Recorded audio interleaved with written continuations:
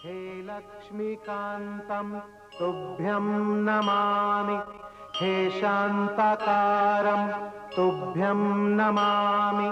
तुभ्यं नमामि नारायणाय। पक्षीराज गरुड़, तुभ्यं नमामि जगदीश्वराय।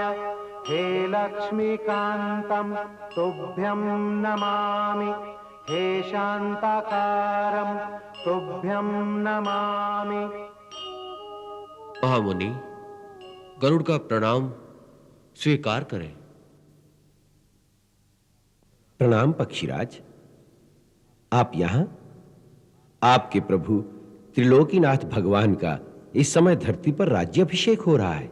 बहुत से देवता उस दैवीय दृश्य को देखने मानव रूप में अयोध्या गए हुए हैं। इस समय आपको भी वहीं होना चाहिए था। ऐसे दिव्य दृश्य बड़े दुर्लभ होते हैं। हे मुनीश्वर, आपने जो श्री राम के लिए यह कहा कि वो मेरे प्रभु त्रिलोकीनाथ भगवान है, क्या यह सत्य है? क्या वो सचमुच विष्णु का अवतार है या केवल एक मानव मात्र? यही बात तो मैं आपसे पूछने आया हूं, जिससे आप मेरी शंका का निवारण कर सके। माया के जाल में फंसे हुए मानव के मन में मोह तो होना स्वाभाविक है, परंतु आप जैसे परलोकवासी जो स्वयं प्रभु की सेवा में सर्वदा रहते हैं, उनको भी अज्ञान और मोह ने इस प्रकार भ्रमित कर दिया। बड़े आश्चर्य की बात है। यह कैसे हुआ? मैंने सुना था कि जो व्यापक परम ब्रह्म है वो मोह माया से परे परमेश्वर है। उन्होंने ही जगत में अवतार लिया है। परंतु उस दिन जब आपने मुझे श्री रामचंद्र को नागपाश से मुक्त कराने के लिए भेजा, तो वहां जाकर मैंने श्री राम को ऐसी विवश अवस्था में देखा कि उसमें एक अवतार का कोई चिन्ह नहीं था, जिसका नाम जपने से ही मनुष्य संसार के बंधनों से छूट जाते हैं। वो स्वयं नागपाश के बंधनों में बंधा पड़ा था और मैंने उसे जाकर उस बंधन से मुक्त किया। तो कैसा भगवान? उस दिन से हर भांति मन को समझाता हूं, परंतु मन का भ्रम नहीं जाता। अंत में थककर आपके पास यही पूछने आया हूं कि मेरी शंका सत्य है कि नहीं। हे गरुड़ जी, मुझे आप पर दया आ रही है।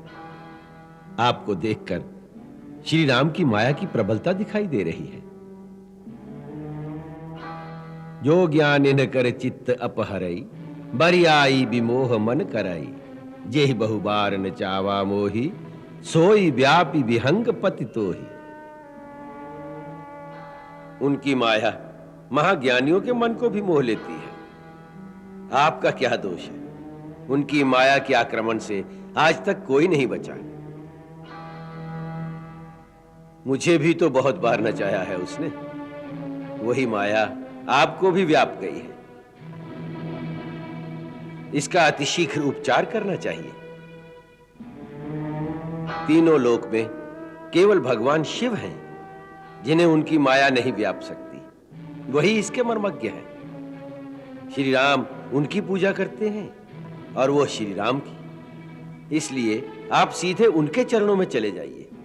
वही आपको इससे उद्धार का मार्ग दिखाएंगे। मैं तो समझा था कि आप मेरी सहायता करेंगे, लेकिन आप मुझे वहां भेज रहे हैं। मैं इस समय पितृदेव की आज्ञा से महर्षि वाल्मीकि से मिलने मृत्युलोक में जा रहा हूं। मेरा कहना मानिए, आपके इस महारोग का एक ही वैद्य है, भगवान शंकर। वही आपको मार्ग दिखाएंगे।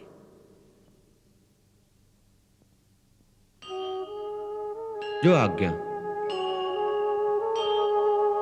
तुभ्यं नमामि नारायणाय। तुभ्यं नमामि जगदीश्वराय। हे लक्ष्मीकान्तं तुभ्यं नमामि। हे शान्ति। नारायण। प्रभु, ये कैसी लीला है? अपने ही वाहन पर माया का जाल डाल दिया है। नारायण नारायण नारायण नारायण नारायण नारायण।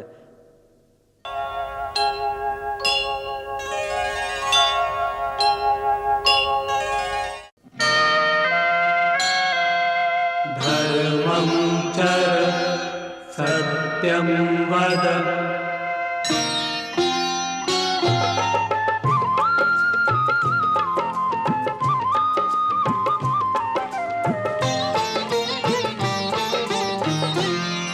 गरुड़ को हो गया रे अभिमान, गरुड़ को हो गया रे अभिमान।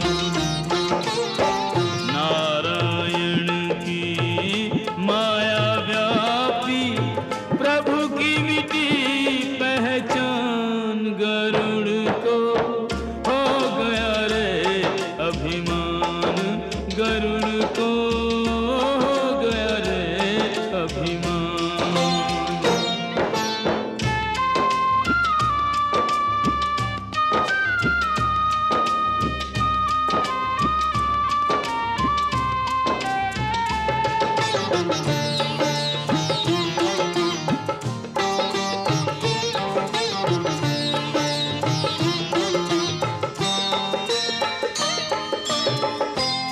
नारद के वचन उदारा, शिव पे ही गया भरम का मारा। शिव वैरागी शिव महात्यागी, भोलेनाथ भगत अनुरागी। सब जीवों के सब दुख हरते, शिव करते कल्याण। गरुड़ को हो गया रे अभिमान, गरुड़ को हो गया रे अभिमान।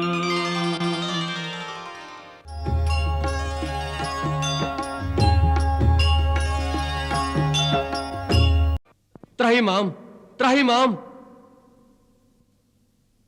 आइए गरुड़ जी।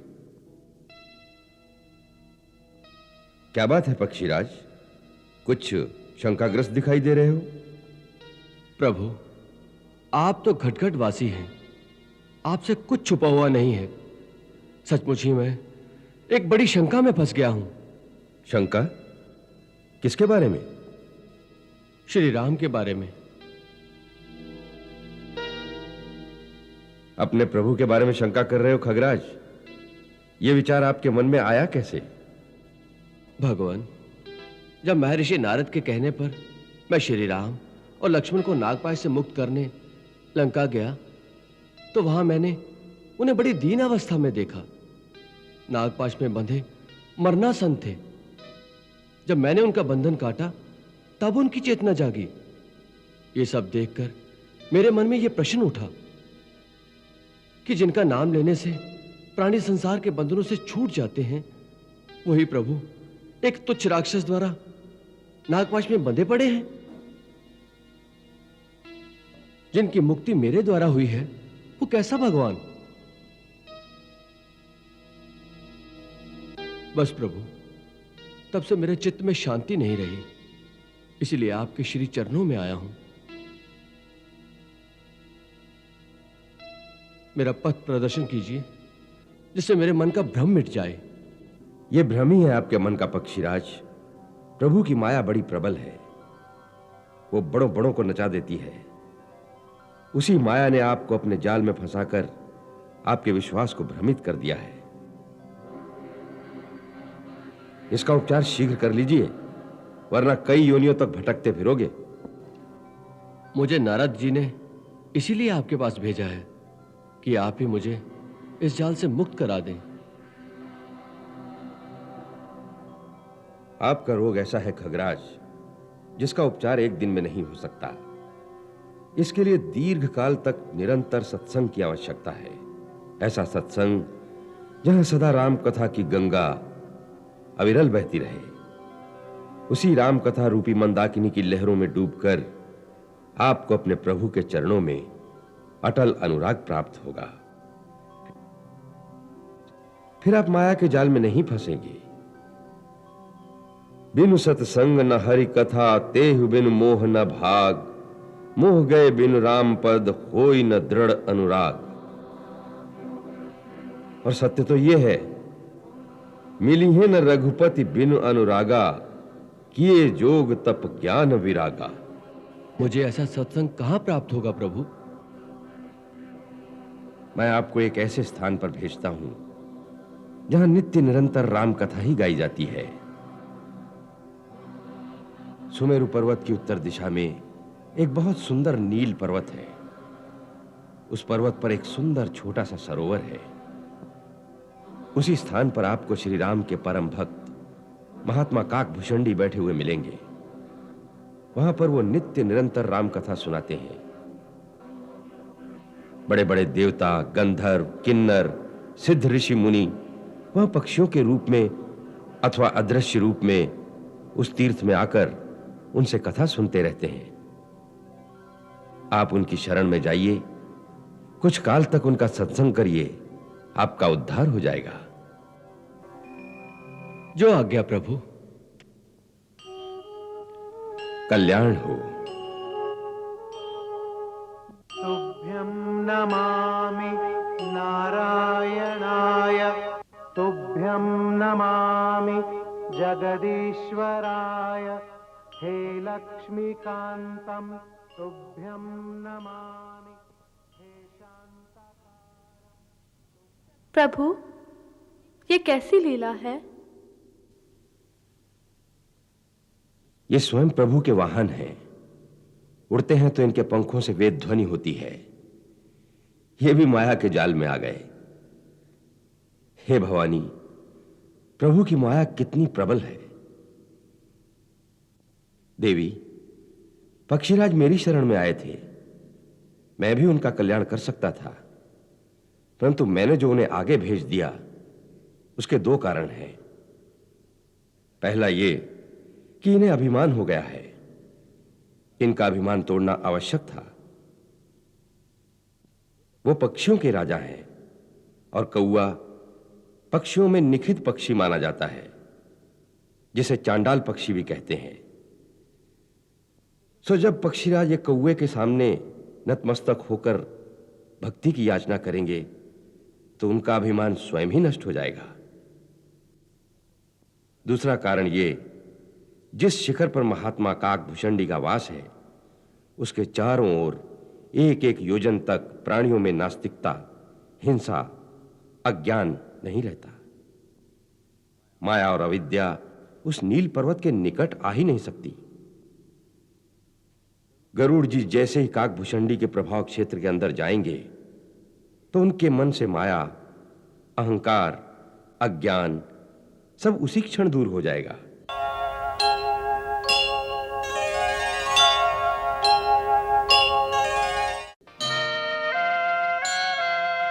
धर्मं चर सत्यं वद,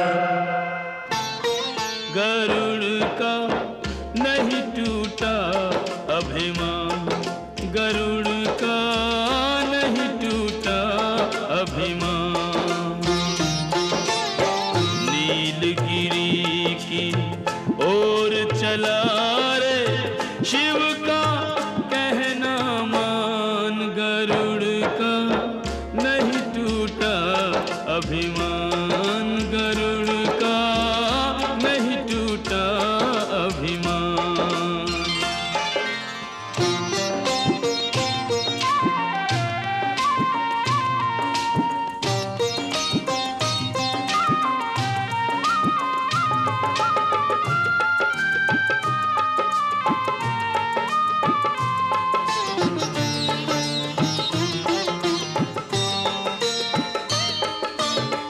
पर्वत पूज्य नीलगिरी प्यारा, बहती जहां भक्ति की धारा।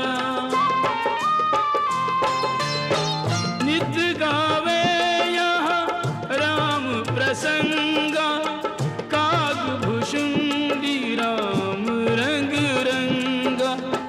इस पर्वत के निकट जो आवे, शंका मोह स्वयं मिट जावे। यहाँ पहुँच कर गया गरुड़ का मिथ्या मत अज्ञान, गरुड़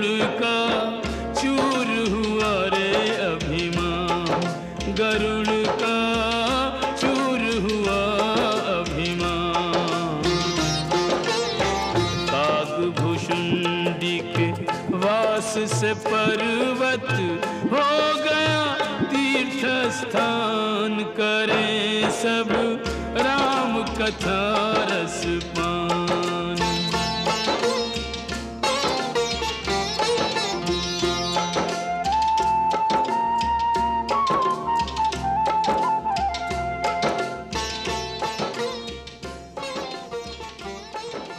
प्रणाम कागराज।